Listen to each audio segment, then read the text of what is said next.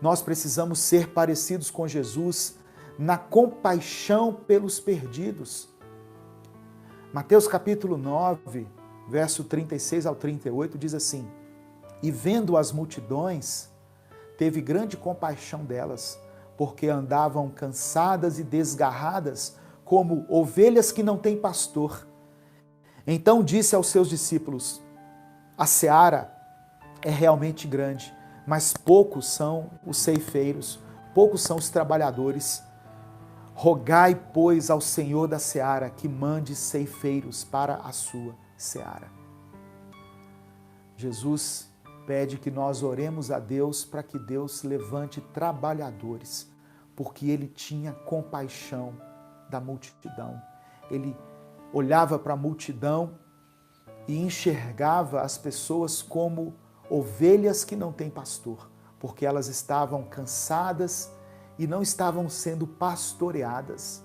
Muitas pessoas que hoje você vê sofrendo, você vê passando por tribulações, por dificuldades, são ovelhas que não têm pastor. Algumas têm pastor, algumas estão sendo cuidadas, mas muitas vezes eu e você é que somos a resposta de Deus para essa multidão, para alimentar essa multidão, mesmo com o pouco que temos. Jesus usou o pouco que um menino tinha, um lanchezinho, 5 pães e 2 peixes, desculpe. Jesus usou aquele pouco para alimentar a multidão. Então, eu e você precisamos, como igreja, ter compaixão. O que é compaixão, pastor? Compaixão é sentir a dor alheia de uma forma intensa, a ponto de fazer algo para amenizar a dor de alguém. A compaixão faz que nós nos aproximemos das pessoas, faz com que nós conheçamos a necessidade delas e procuremos atendê-las. Então nós precisamos ser parecidos com Jesus na compaixão. Precisamos parecer com Jesus na obediência. João capítulo 4, verso 34, está escrito: Jesus disse-lhes: A minha comida, aquilo que me satisfaz, é fazer a vontade daquele que me enviou e realizar a sua obra. Às vezes, nós teremos que ser obedientes a Deus, mesmo quando nós não compreendemos, sabe? Mesmo quando nós não entendemos os desígnios de Deus, nós só precisamos obedecer a palavra.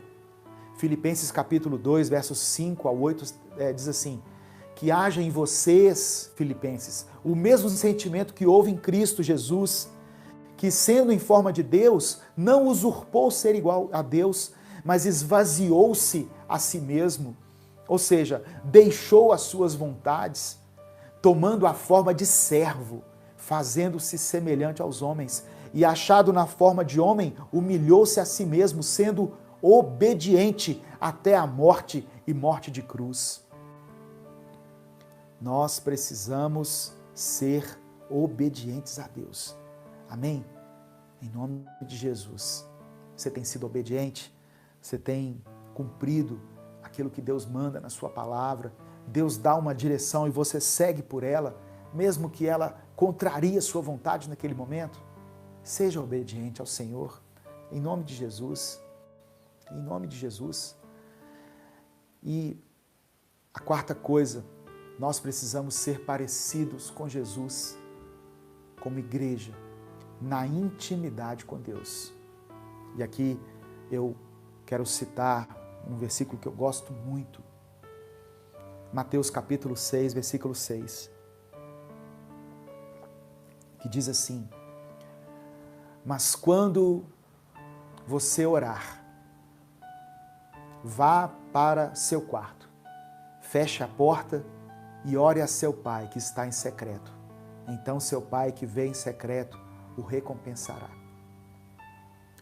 O melhor lugar para orar é no quarto, é com a porta fechada, é num lugar onde estou só eu e Deus, porque ali eu posso, sem medo, me revelar a Ele. Quando for orar, vá para o seu quarto. Não é pecado ir para a reunião de oração, ir para o monte, fazer uma oração coletiva, uma oração de concordância, mas a intimidade de Deus, o secreto, a recompensa de Deus, nós recebemos é no quarto, é a sós com Ele. Hebreus capítulo 12, verso 1, diz algo assim que eu gostaria de compartilhar com você. Está escrito assim, olha, portanto, também nós, uma vez que estamos rodeados por tão grande nuvem de testemunhas, livremo-nos de tudo o que nos atrapalha e do pecado que nos envolve, e corramos com perseverança a corrida que nos é proposta. Repare que o escritor de Hebreus, ele fala do pecado, que nós temos que nos livrar do pecado, e isso eu creio que está muito evidente para todos nós. Desde que nós chegamos no Evangelho, nós ouvimos sobre isso, a importância de nos afastarmos do pecado, mas ele fala de outra coisa, tudo o que nos atrapalha. Sabe o que tem atrapalhado muitas pessoas hoje em dia?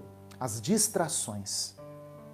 As distrações. Você sabia que um celular, em média, tem entre 40 e 80 aplicativos? Ah, pastor, então é pecado ficar no celular? Se isso está atrapalhando a sua comunhão, o tempo que você deveria dar a Deus, sim. É uma distração que você está se dedicando e ela pode estar tirando você do propósito, do alvo de Deus, sabe? Jesus falou em Mateus capítulo 13, verso 22, né? Eu preguei sobre isso há alguns dias, que ele falou sobre uma semente que caiu no meio dos espinhos.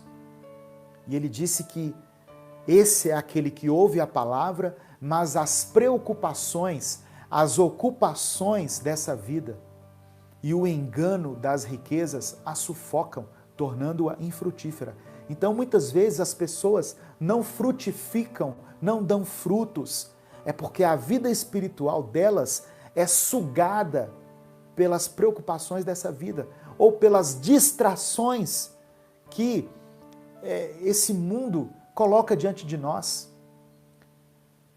Pessoas conseguem ficar 2 horas diante de uma televisão assistindo uma partida de futebol, mas não conseguem ficar 15 minutos lendo um trecho da Bíblia para falar, para que o Espírito Santo fale com ela, sabe?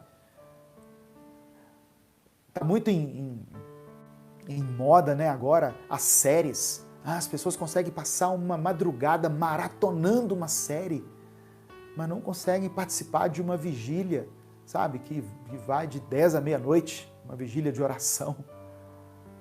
Então tem alguma coisa errada.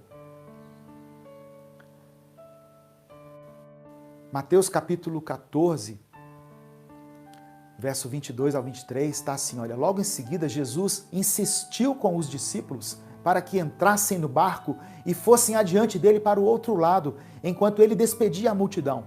Tendo despedido a multidão, subiu sozinho a um monte para orar. Ao anoitecer, ele estava ali sozinho. Você precisa buscar a Deus sozinho, sabe? Fechar a porta do seu quarto, né? Cumprir esse princípio aqui, entrar para o quarto, fechar a porta e buscar a Deus sozinho. Tem coisas que nós só vamos conseguir de Deus na intimidade. Tem milagres que você está buscando, que é na intimidade que Deus vai te conceder. Você quer ver que legal? Que exemplo tremendo aqui, em 2 Reis, capítulo 4, verso 32 e 33, está escrito assim, olha, quando Eliseu chegou à casa, lá estava o menino morto, estendido na cama. Lembra dessa passagem, quando Eliseu é chamado porque o filho da viúva havia morrido? Eliseu entrou e o menino estava lá morto na cama. Olha o verso 33, que interessante. Ele entrou, fechou a porta e orou ao Senhor. Muita gente fala desse milagre, que que é um milagre tremendo, porque o menino renasceu, o menino reviveu. Foi um milagre de ressurreição ali. Mas poucas pessoas atentam para esse detalhe, que Eliseu entrou no quarto, fechou a porta e orou a Deus. Tem milagres que você só vai conseguir na intimidade. Se você está entendendo, diga amém. Diga amém aqui nos comentários.